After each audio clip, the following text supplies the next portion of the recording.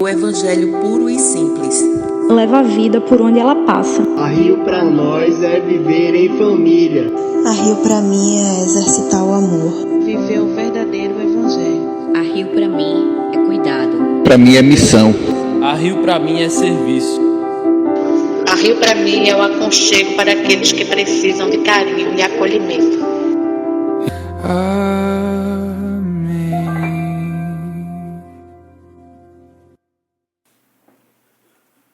Gente, é uma alegria mais uma vez poder compartilhar a palavra de Deus nesse lugar. E eu tenho visto que aqui tem algumas pessoas visitando a gente pela primeira vez. Eu gostaria apenas que você sinalizasse com a mão para a gente saber. Quem está visitando a gente pela primeira vez, seja bem-vindos. Poxa, que número legal. Legal, maravilha. Deus abençoe vocês. Sintam-se abraçados por essa comunidade. Vocês acharam que iam pagar um mico agora, né? De pedir para vocês ficarem em pé. Quando eu peço isso, a turma fica meio que se espremendo. Não, gente. Sejam bem-vindos, sejam muito bem-vindos. Nós estamos numa série de mensagens intitulada Eu Sou. Nós queremos conhecer um pouco mais de Deus. De que vale nós fazermos as nossas reuniões e iniciarmos uma nova comunidade no Recife, se nós não estivermos com intenção profunda de conhecer a Deus e saber a sua vontade sobre a nossa vida. Então, nós estamos conhecendo mais de Deus nessa série de mensagens. Nós começamos na primeira série de mensagens falando que Jesus, Deus, na pessoa do Filho, era o Cordeiro de Deus. E foi um momento impactante, porque nós entendemos o plano de salvação de Deus para nós. A grande redenção da humanidade acontece porque o Deus se faz carne, vai na cruz e morre por nós, e assim restaura todos nós. E nós somos religados ao Pai. Aliás, a segunda mensagem foi exatamente sobre Pai. E nós conhecemos o Deus que é Abba Pai. Sabe, quando era criança, eu tinha uma visão de Deus totalmente diferente, porque eu enxergava Deus muito mais como um ser extremamente poderoso, soberano e carrasco. Eu aprendi na escola dominical canções tipo: cuidado, mãozinha no que pega, cuidado, olhinho no que vê, papai do céu está olhando para você, cuidado. Aí eu ficava desconfiado de que eu seria castigado. E aí a gente vai conhecendo Deus, mas não vai conhecendo o Pai. Na verdade, nada pode descrever melhor a Deus senão Pai. Ele é o nosso Abba Pai. Jesus usa essa expressão hebraica Abba, que era como se nós fôssemos traduzir aqui para o nordestino, é um painho. Painho, é o Deus que põe no colo. E é interessante porque Jesus tem o poder de chamar Deus de Abba mesmo estando na cruz. Abba, em tuas mãos entrego o meu espírito. Quando os judeus pedem, os discípulos que tinham o judaísmo em seu coração, pedem para Jesus explicar para eles como orar, o que Jesus diz é: orem assim, Pai Nosso. Mas esse Pai Nosso era Abba. Isso muda radicalmente a mente deles, porque a mente deles estava condicionada ao Deus dos exércitos, ao Deus soberano sobre todos, sabe? E olhar para Deus e enxergar o Abba, enxergar o Deus que cuida, o Deus que põe no colo, é o Deus que às vezes vai nos direcionar na existência, de modo às vezes até meio doloroso, mas Ele é o Abba. Eu não sou pai ainda, quem sabe muito em breve serei, com a graça de Deus e a permissão da minha esposa, claro, eu preciso muito disso. Mas vocês que são pais, vocês sabem muito bem que às vezes a gente aperta um pouquinho o nosso filho no canto, por amor. É porque a gente tem sonhos para ele, e o Abba tem sonhos para nós. Mas nós seguimos falando de Deus, e nós falamos na semana passada que Deus era o nosso pastor, nosso bom pastor. E nós entendemos que o Salmo 23 é para nós uma grande referência de Deus. Não apenas porque era uma experiência que Davi tinha com o Senhor, mas era porque Davi começa dizendo: o Senhor é meu pastor e nada mais me faz falta. Era como se ele olhasse para Deus e dissesse assim: Deus, Tu és tudo que eu preciso. Na verdade, aquela expressão, o Senhor é meu pastor e nada me faltará, não expressa uma expectativa de que Deus vai me dar tudo que eu preciso, ou tudo o que eu quero, mas Ele é tudo o que eu preciso. E Ele é tudo o que eu quero. Então, nós estamos continuando a série de mensagens e hoje nós queremos falar sobre o Mestre. Ele é o Cordeiro, Ele é o Pastor, Ele é o Abba, mas Ele é o nosso Mestre, Ele é a nossa grande referência. Um psicólogo chamado Viktor Frankl, que inicia a terceira psicologia de Viena, ele usa a expressão logoterapia.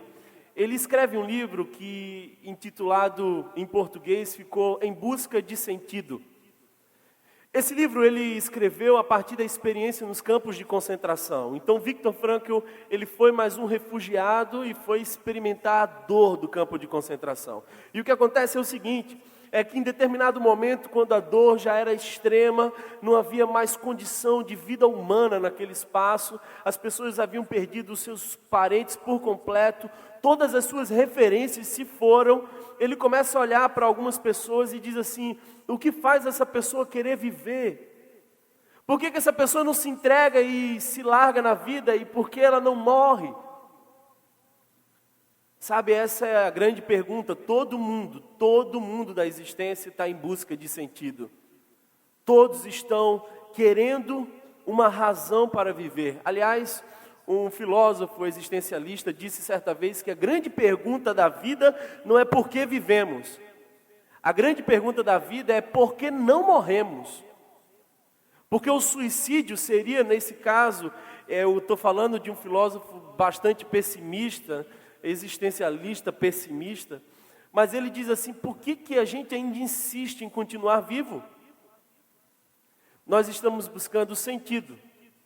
E nessa busca de sentido, a gente vai estabelecendo referências. Então a gente vai criando as nossas referências, a gente vai estabelecendo para nós os nossos heróis, a gente vai olhando para pessoas e dizendo assim, o meu sentido vai ser parecido com aquela pessoa. Eu, quando era pequeno, eu achava que o meu pai fosse o cara mais impressionante do universo. E aí depois eu fui crescendo e eu fui dizendo assim, não é tão impressionante assim. Aí eu fui crescendo um pouquinho mais e dizer, definitivamente ele não é impressionante. E a adolescência foi chegando e eu comecei a dizer assim, esse cara precisa achar alguém impressionante, porque a vida dele... Hoje eu cheguei à conclusão de que de fato eu estava certo na infância, ele é realmente impressionante. A gente precisa de referência. A gente precisa de referências. Todos nós estamos buscando algumas referências. Eu gosto daquela música, aliás, gosto de parte daquela música de Cazuza. E Cazuza tinha algumas referências que não eram as nossas referências. Mas tem uma das canções que ele diz, os nossos heróis, os meus heróis, morreram de overdose. A nossa sociedade está em busca de referenciais. Sabe por quê? Porque não há como você viver na vida sem você seguir algum referencial. Isso seria, na existência humana, o tédio absoluto. Algumas pessoas nem sabem, mas elas vivem inconscientemente com referenciais negativos. Então elas dizem assim, olha, eu jamais quero ser igual àquela pessoa. E aí ela, sem perceber, vai fazendo exatamente o mesmo caminho. Nós carecemos de referenciais, precisamos seguir alguém. Nós estamos na época onde as redes sociais, o grande convite das redes sociais é seguir. Então, eu lembro que há alguns anos atrás foi lançado o Twitter. E a grande sacada do Twitter é que eu podia me aproximar de algum cara e saber tudo o que ele postava, saber da vida dele, aquilo era impressionante. Então, Luciano Huck, por exemplo, ele tinha mais de 100 mil seguidores, aliás, 1 milhão de seguidores. Então, as pessoas assim tinham muitos seguidores e você ficava sabendo da vida do cara. Aí, o Twitter bombou.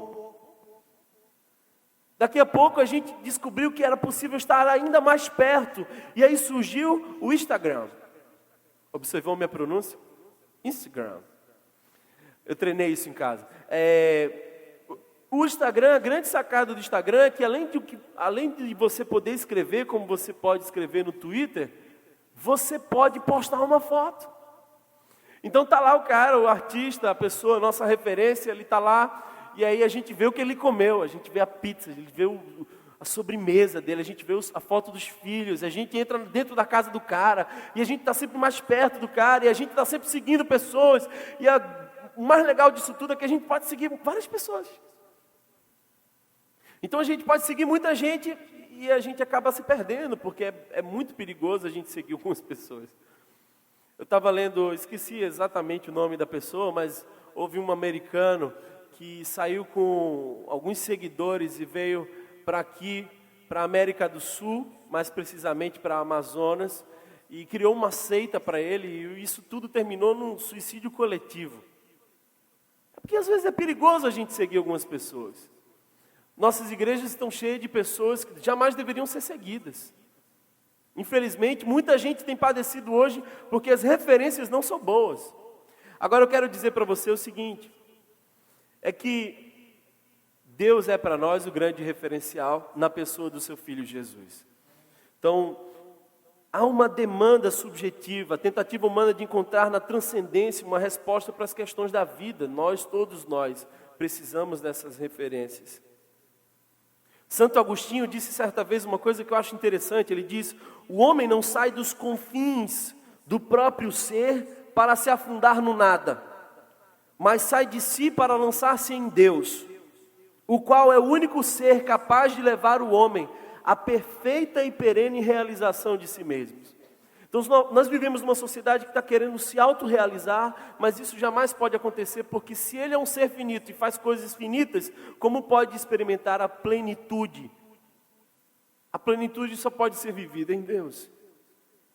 Agora, nós estarmos em volta da pessoa de Cristo não nos faz discípulos. Deixa-me dizer uma coisa para você, eu lendo o Evangelho consigo identificar pelo menos 3 tipos de espiritualidade, e preste bastante atenção, porque quem sabe você pode se encaixar numa dessas espiritualidades.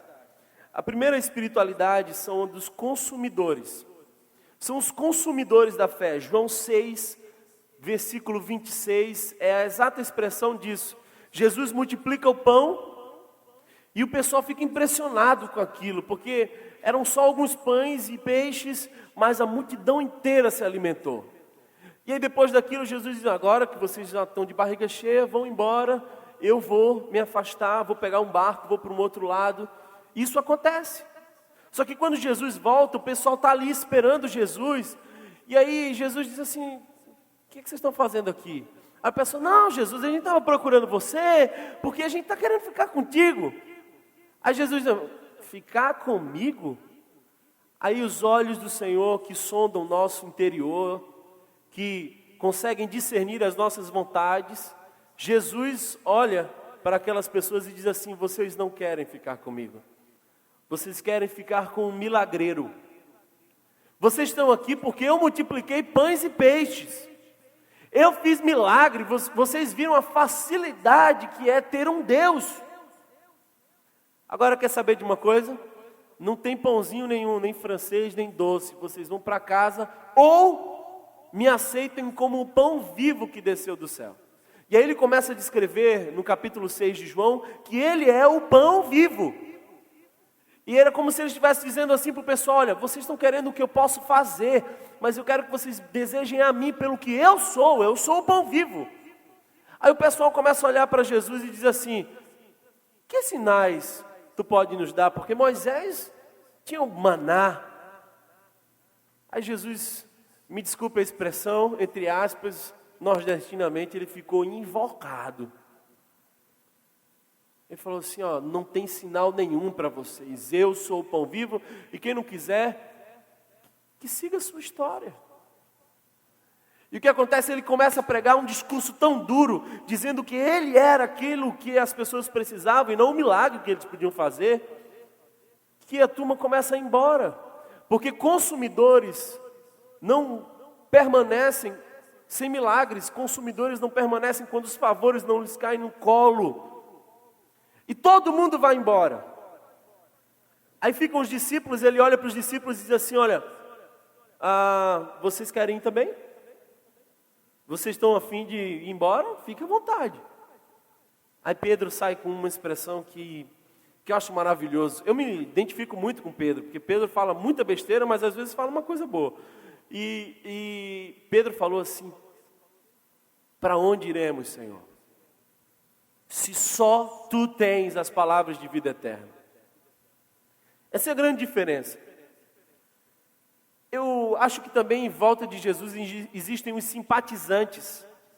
Então a pessoa pode simpatizar com o Evangelho, aquele negócio assim bonito. Ah, como é legal ir na igreja, a gente canta alguns louvores, a gente fala que Deus é bom, que maravilha. Domingo que vem eu estou aqui de novo. O cara simpatiza com o Evangelho, mas ele não quer aquilo para ele como projeto de vida.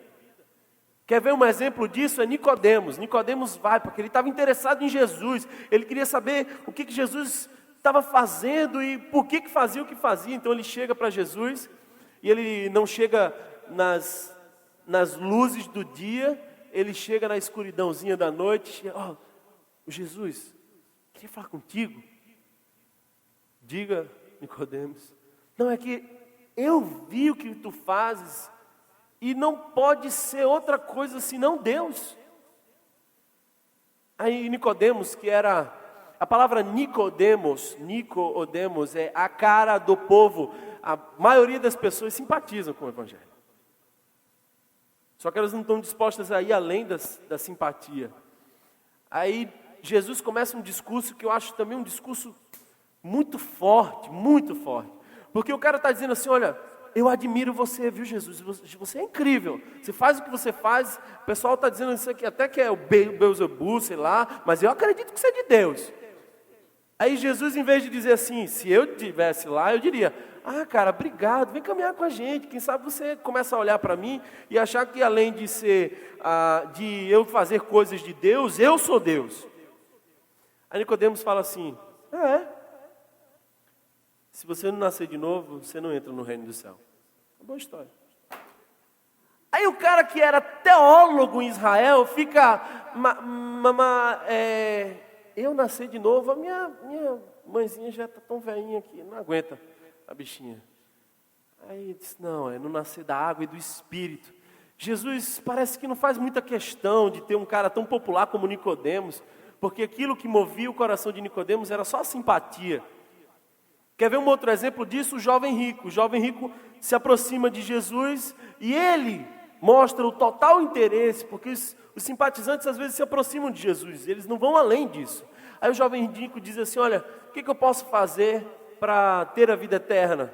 Aí Jesus fala: você conhece as leis, você conhece os mandamentos? Ah, isso aí eu faço desde muito novo. Isso aí eu frequentei escola dominical, eu fiz classe de batismo, eu sou daquela igreja lá, da sinagoga tal. Aí Jesus olha para ele e mais uma vez aquele olhar que vai além da intenção, que chega ao coração. E aí Jesus diz assim: ah, falta só mais uma coisinha, um detalhe que eu acabei de esquecer, mas estou te lembrando agora. Aquela fortuna que tu tens, assim, tu vende ela, dá aos pobres e me segue. Porque você não pode ter nada mais importante na tua vida do que andar comigo. Aí o semblante do cara muda. Ele fala: poxa, Jesus, podia ser mais fácil. Dá uma ajudinha aí, né? E a Bíblia diz que aquele cara dá meia volta e vai com um semblante triste. Porque ele era um simpatizante do Evangelho, mas ele não estava disposto a entregar todas as coisas e mergulhar naquilo ali. Agora, os discípulos de Jesus são completamente diferentes. Os discípulos de Jesus não olham para Deus a partir do que Ele pode dar, mas a partir do que Ele é. Discípulo de Jesus está disposto a abrir mão de todas as coisas. Se Deus pedir, a gente entrega. Isso é discípulo de Jesus. Eu lembro que uma vez o pastor Carlos Queiroz estava comentando comigo que ele tinha um vizinho que era bastante católico. E aí um dia esse vizinho estava no quintal e ele passou e o muro era tão baixo que dava para ver o vizinho. Aí o vizinho, acho que meio incomodado com a presença de um pastor morando ao lado da casa dele, aí ele falou assim: bom dia. Aí o vizinho respondeu: bom dia, só quero lhe informar que eu sou devoto do São Expedito. Aí pastor Carlinhos teve aquele choque. Aí, sacada na hora. Ô meu vizinho, você é devoto ou é seguidor? Aí quebrou o vizinho. Aí o vizinho falou, mas qual é a diferença de devoto e seguidor? Aí Carlinhos foi lá. Olha, devoto admira, devoto acha bonito, devoto põe uma figurinha na casa, devoto acredita que ele pode fazer alguma coisa pelo devotado. Mas seguidor quer ser como o devoto era, como o ser devotado era. Há uma diferença entre admirar e querer ser igual. Aí ele falou assim, eu acho, eu não conheço muito bem a história não, mas eu acho que o seu ser devotado, o seu santo, era uma pessoa boa. Você olha para ele como dizendo ele era bom o suficiente para mim, ou você olha para ele dizendo assim, eu quero ser igual a ele? Aí o vizinho silenciou, aquela conversa acabou ali. Aí Carlinhos saiu com o coração daqueles, puxa, que resposta boa, não é não? Rapaz, resolvi o negócio. Entrou no carro, fechou a porta, quando vai ligar o carro, aquela voz que chega no nosso coração, perguntou para ele assim, mas e você, meu filho? Você é meu devoto ou meu seguidor? Ele, ai, Jesus, eu também sou devoto. A minha pergunta é se você é devoto ou se você quer ser seguidor. Porque ser devoto é mais fácil. Seguidor é ir além. Queria que você me acompanhasse numa leitura em Mateus capítulo 4, versículo 16 ao 22. Mateus capítulo 4, versículo 16 ao 22. Aliás, podemos começar a leitura a partir do versículo 18.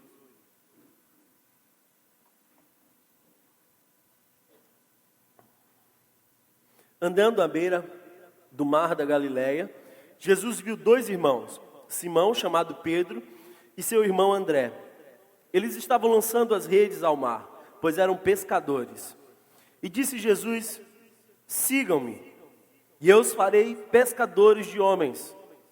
Agora, você está aí comigo? Você está acompanhando comigo? Eu queria que você lesse com bastante atenção o versículo que se segue, o 20. No mesmo instante, eles deixaram as suas redes e o seguiram.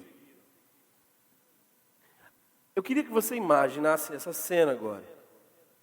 Você é pescador, mais um dia, maré cheia, você sai com as redes que você tinha trabalhado nelas um dia anterior, o barco já estava esperando, você vai para a praia, quando você chega na praia, passa alguém diferente.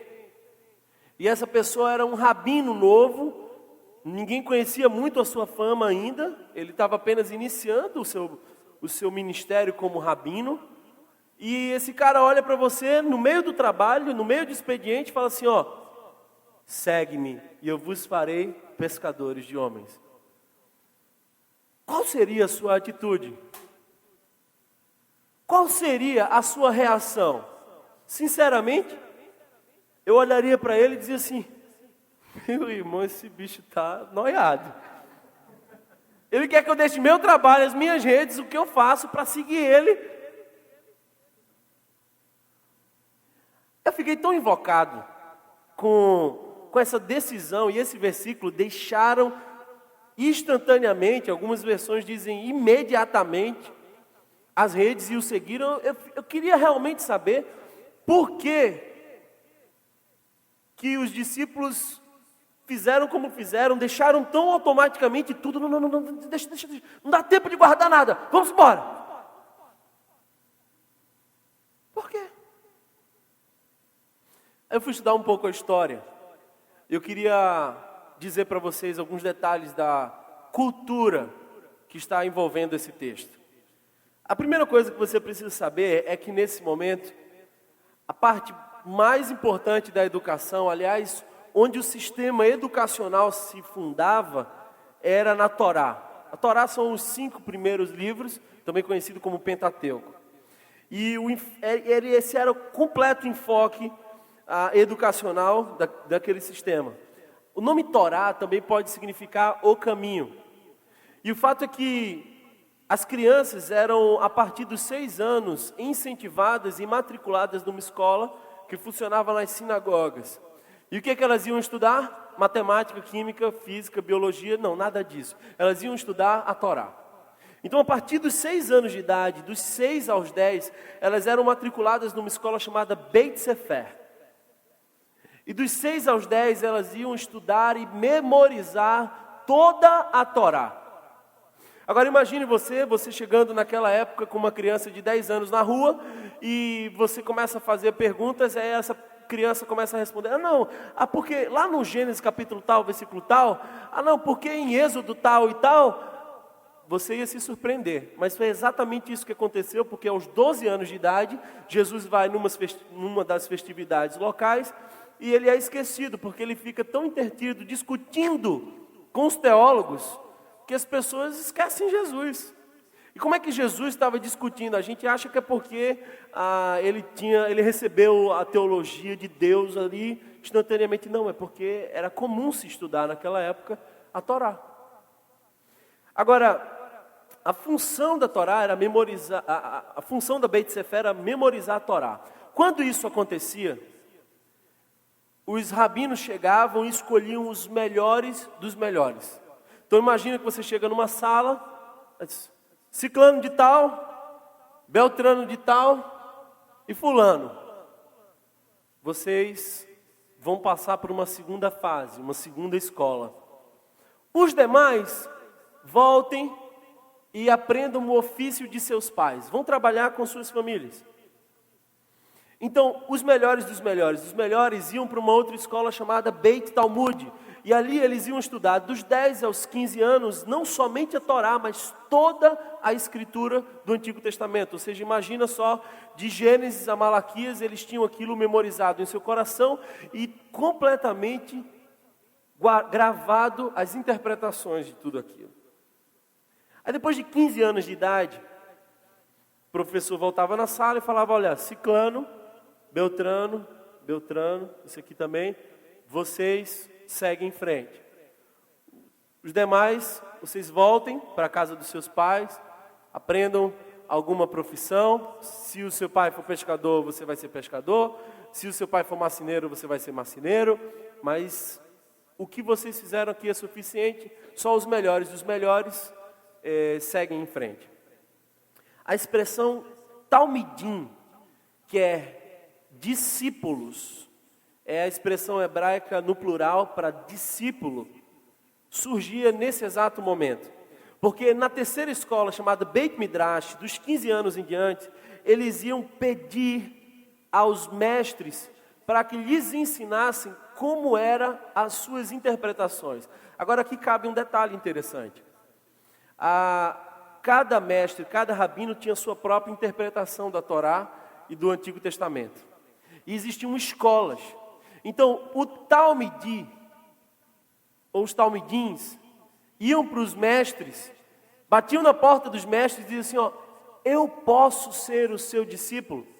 E então, os rabinos tinham até 15 anos para testar aqueles meninos.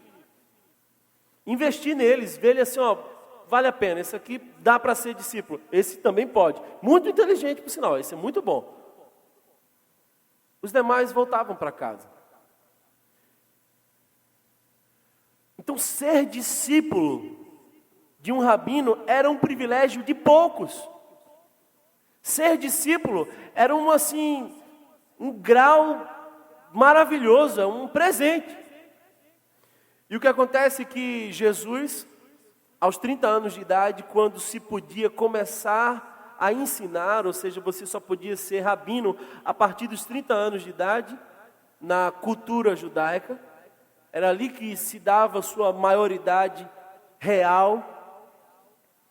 Jesus começa a sair na praia, e ele olha um cara e diz assim, segue-me. O que Jesus faz naquele momento é inverter a ordem. Jesus faz naquele momento é dizer assim, olha, você não precisa ser bom, eu acredito em você, e eu sou bom por você, e a minha graça te basta, então segue-me. Então, quando ele olha para os discípulos e diz assim, podem me seguir? Era como se estivesse dizendo assim, olha, talvez várias pessoas reprovaram vocês, talvez vocês não sirvam para ser discípulo dos outros, mas para mim, vocês podem. Então venham. É por isso que eles reconhecem o privilégio de ser discípulo e deixam tudo e saem correndo atrás de Jesus. Agora, uma outra questão interessante é que os discípulos, eles não queriam saber o que o seu mestre sabia, porque o lance do conhecimento era muito pouco. Eles queriam ser como o seu mestre era. Você entende a diferença disso? Quando o Michael Jackson morreu, ele estava prestes a iniciar um show que chamava This Is It.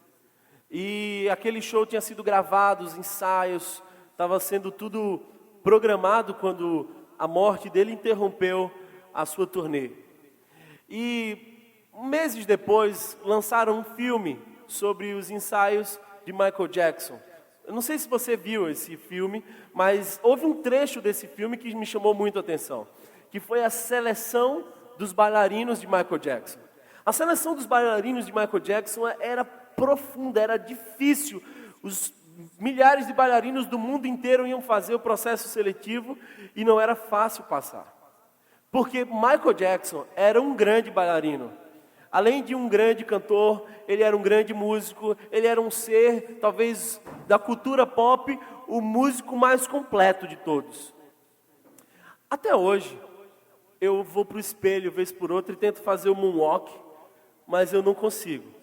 Porque era difícil, ele vai criando as coisas, era assim absurdo o que ele criava. Vocês ficam brincando, né? Mas é uma dificuldade minha, irmão, ore por mim. E aí, há uma frase que me chama muito a atenção. O cara estava explicando o processo seletivo e eles dizem assim, quando a gente seleciona um bailarino para ser bailarino de Michael Jackson, a gente não seleciona um bailarino. Dançar é fácil. Difícil é ser a extensão de Michael Jackson no palco. Então, quando a gente põe alguém no palco junto com Michael Jackson, é como se a gente estivesse dizendo, olhe para Michael Jackson e olhe para ele e vocês verão um só passo. Portanto, o difícil não era dançar, o difícil era dançar como Michael Jackson.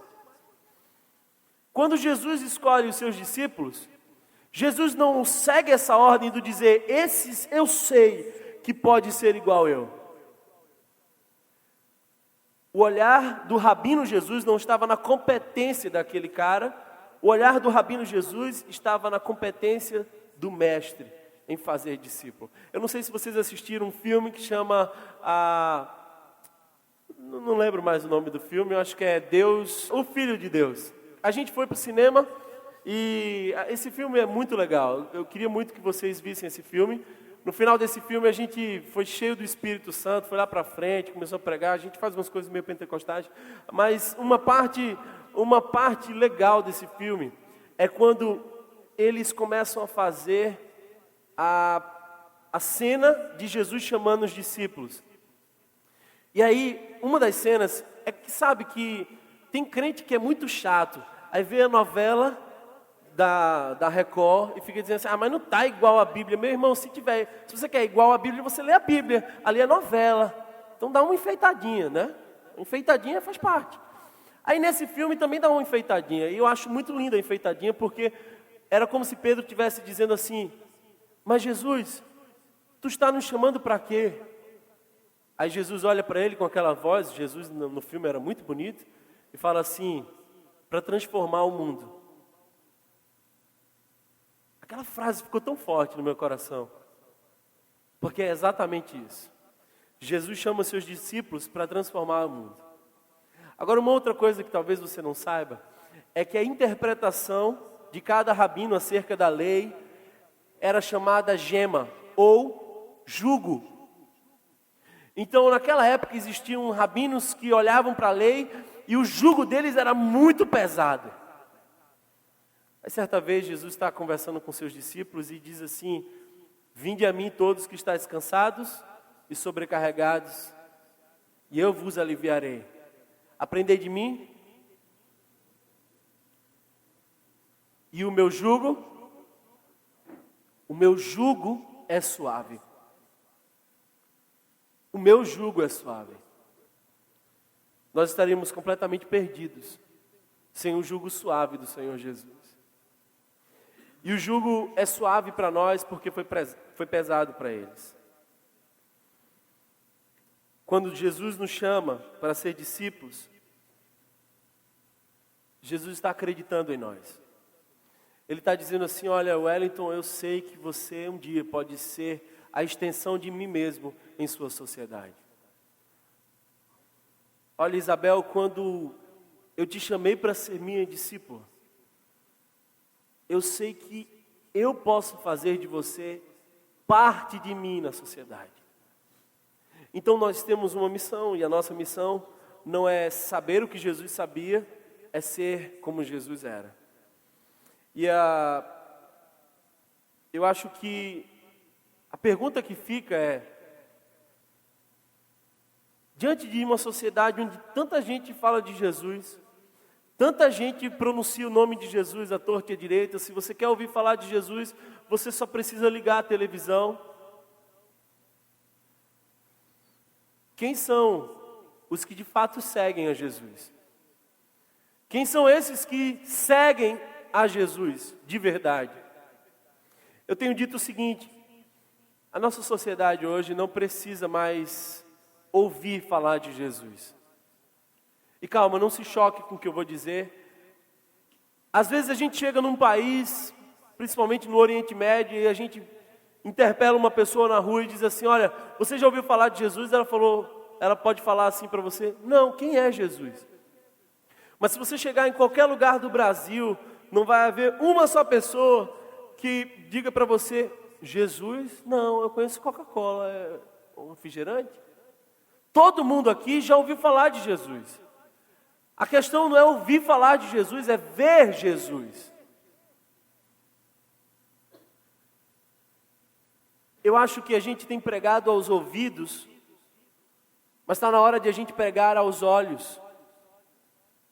Padre Antônio Vieira, talvez um dos grandes pregadores na língua portuguesa, disse certa vez que antigamente se tinham tantas conversões e poucos pregadores, e hoje tantos pregadores e poucas conversões.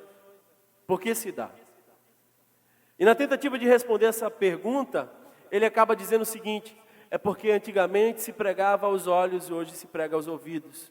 Nossa sociedade precisa ouvir falar de Jesus a partir dos olhos. Elas querem ver Jesus em nós, elas querem ver a extensão de Jesus no palco da vida. Quem são esses que vivem Jesus? Primeira coisa que eu queria dizer para você é que em João capítulo 10, e eu quero ler alguns textos de João agora.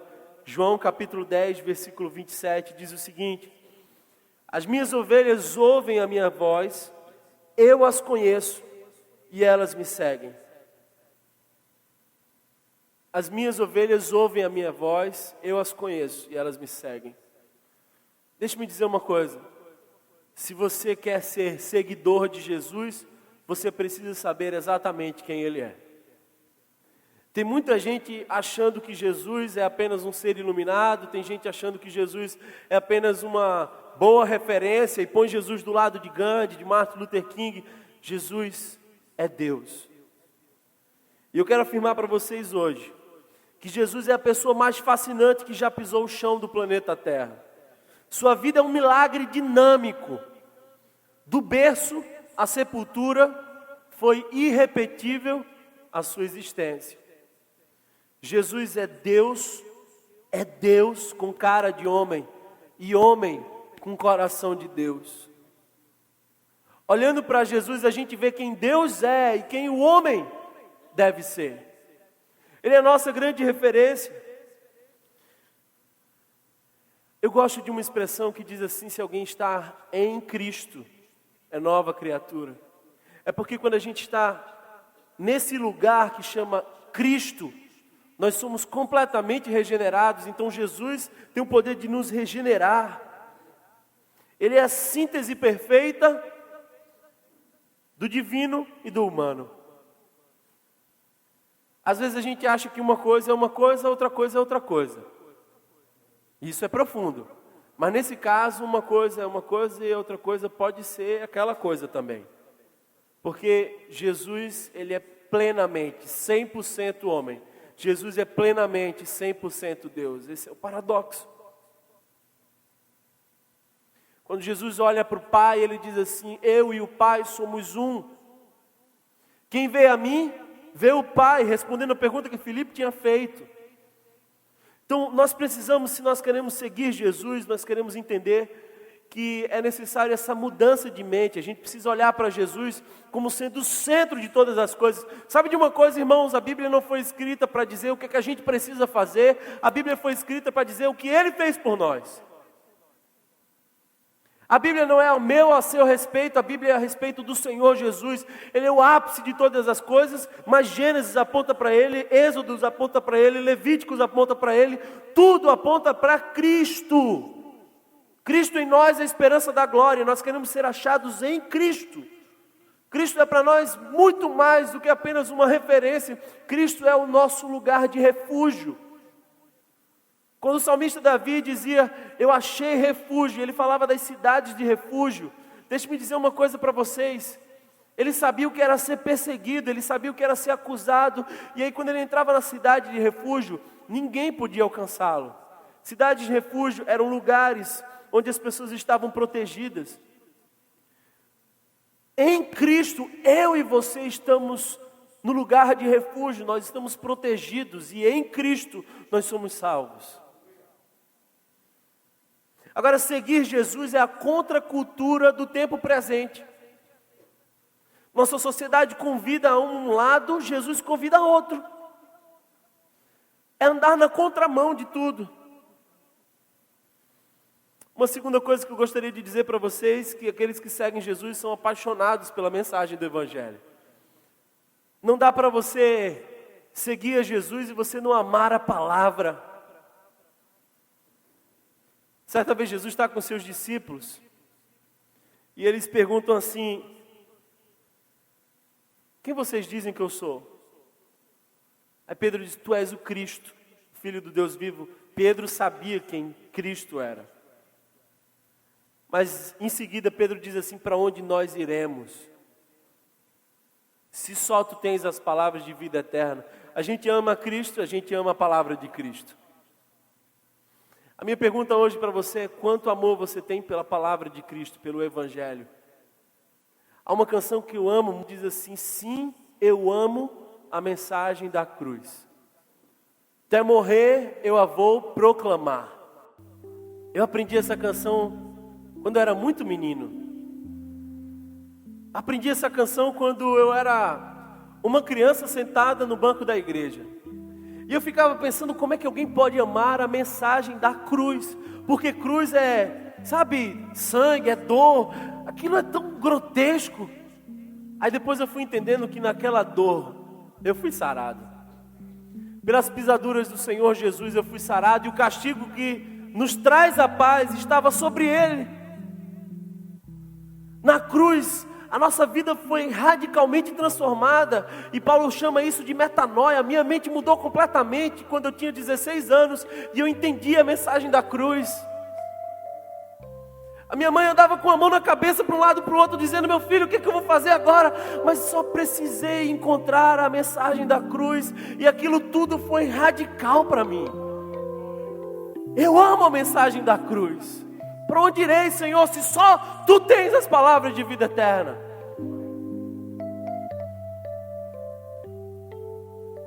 Terceira coisa que eu gostaria de dizer acerca daqueles que seguem a Jesus é que os que seguem a Jesus fazem do amor um estilo de vida. As pessoas acham que o contraponto do amor é o ódio. O antônimo do sentimento amor é raiva. Mas não é. Às vezes a raiva é só um amor vestido de preto. a contramão do amor é a indiferença. Eu já disse aqui que Cecília Meirelles escreveu um poema, que há um trecho que diz: hoje já não se morre de velhice, nem de acidente, nem de doença, hoje se morre de indiferença.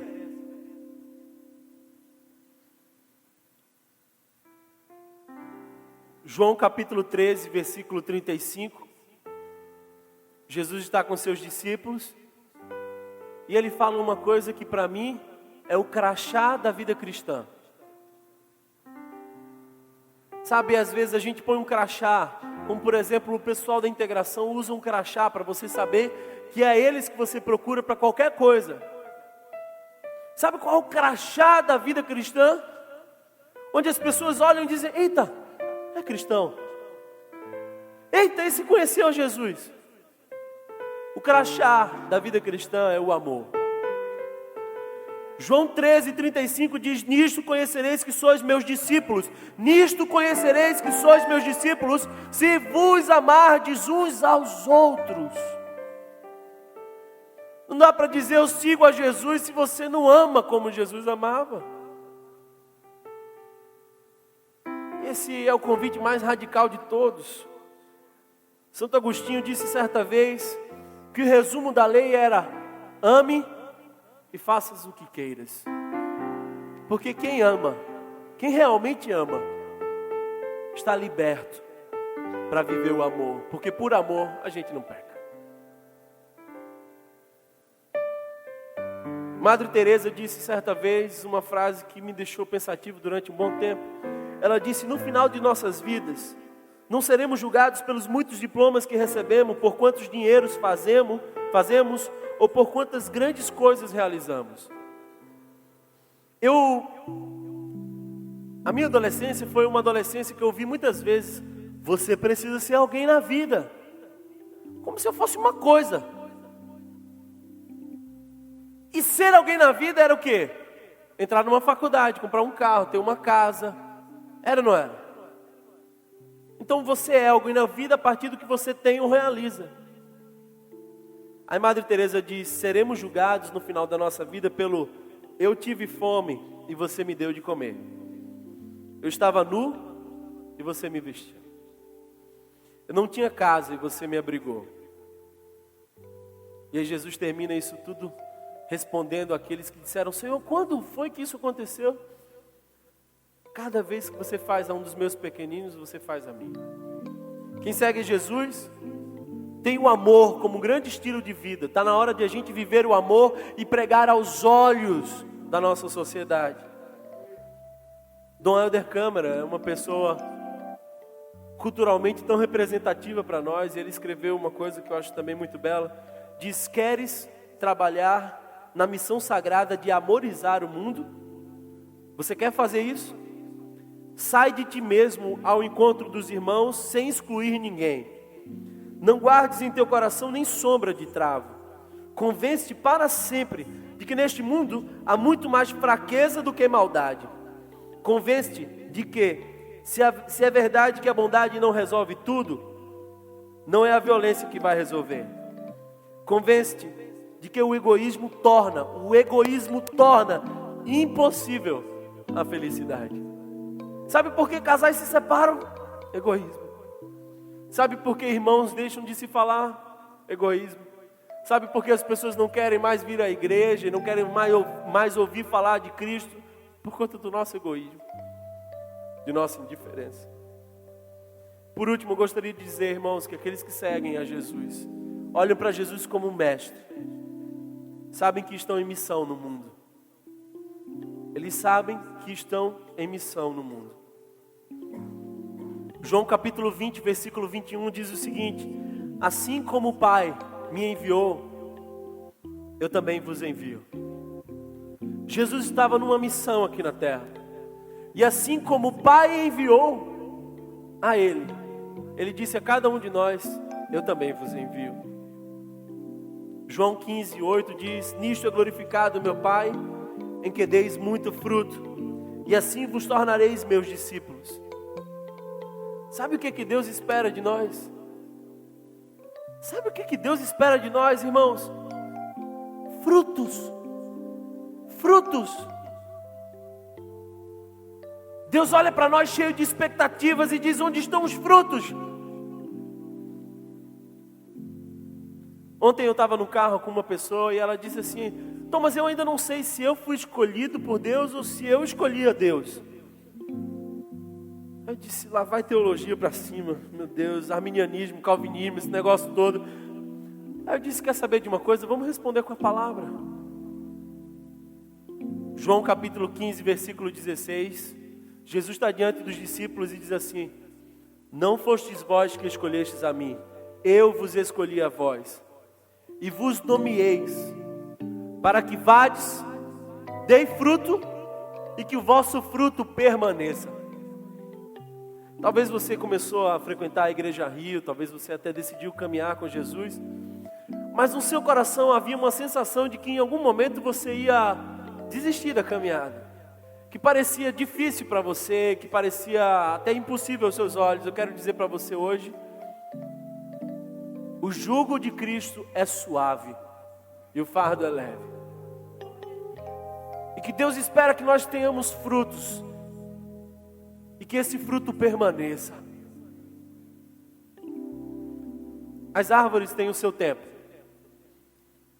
Tem mês que dá fruto, tem mês que não dá fruto.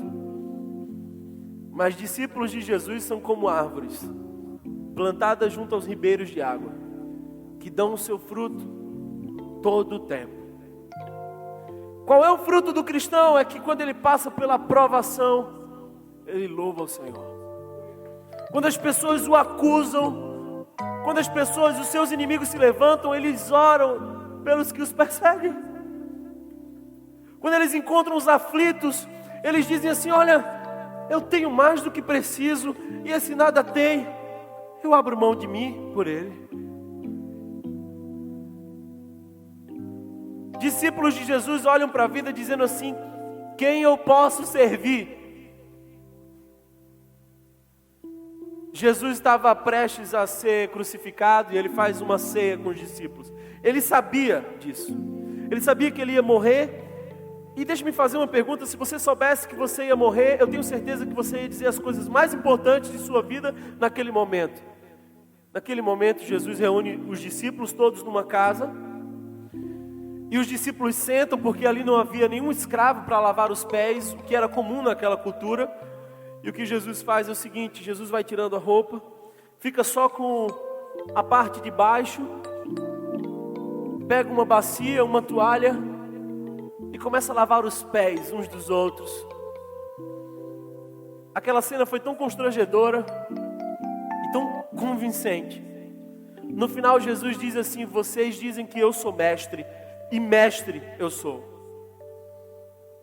Vão e façam o mesmo. Fruto de quem segue a Jesus é a disposição de servir. Irmãos, nós estamos em missão na terra. Nós somos chamados em missão na terra. Eu quero terminar dizendo que certa vez um casal de missionários decidiu passar a sua vida gastando a sua existência com crianças carentes lá do outro lado do oceano. E eles começaram a cuidar de crianças e salvaram muitas pessoas e fizeram transformações sociais impressionantes. Até que eles começaram, pelo avançar da idade, a adoecer. E disseram: vamos voltar.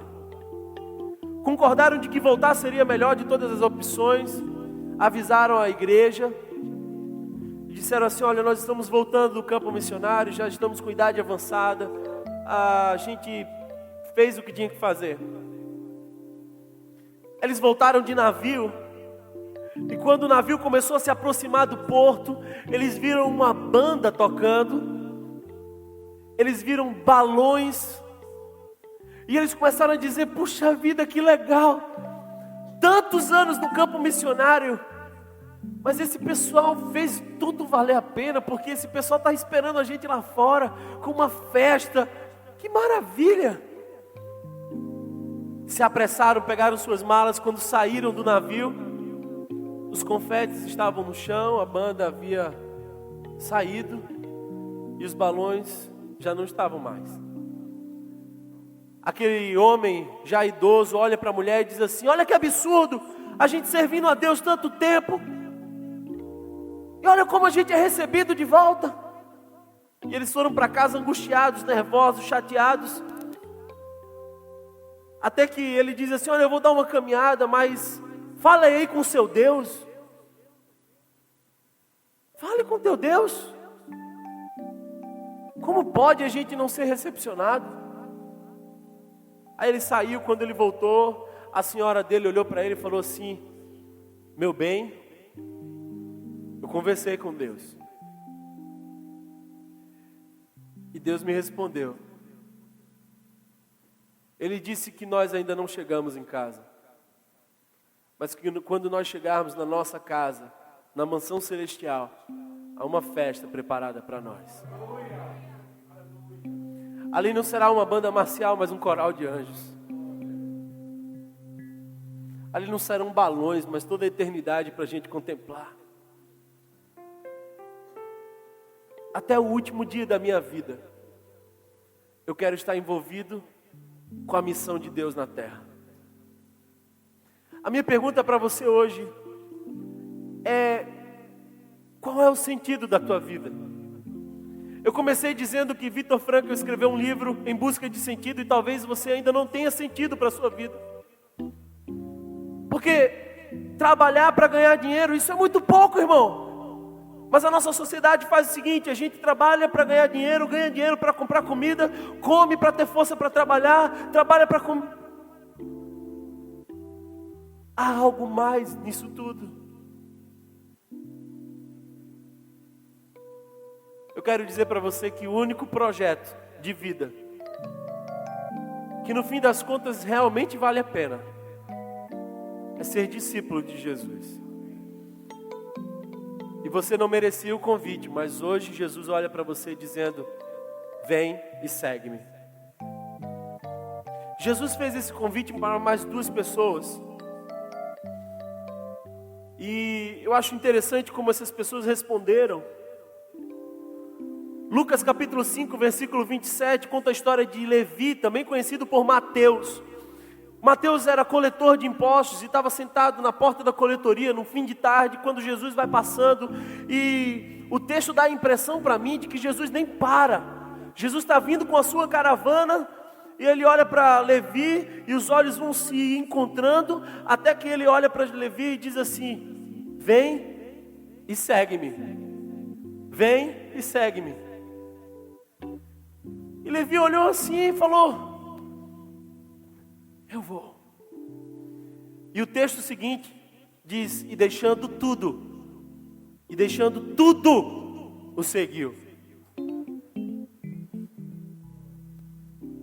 O jovem rico não teve essa coragem. O jovem rico disse: eu não consigo deixar o que eu tenho, é demais. A minha pergunta hoje para você é: como você vai responder ao chamado de Jesus, que te fala ao coração hoje, dizendo: segue-me. Feche seus olhos, eu quero orar por você.